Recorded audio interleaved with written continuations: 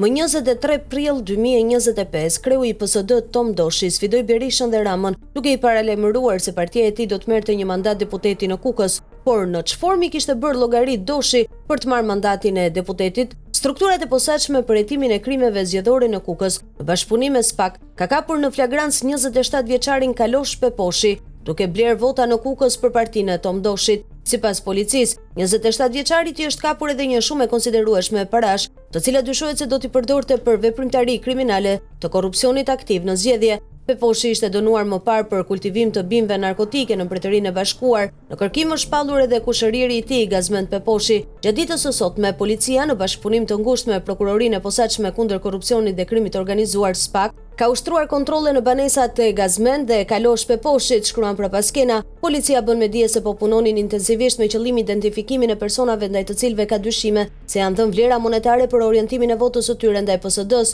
Policia dhe SPAK po hetojnë rrugët nga kanë ardhur parat.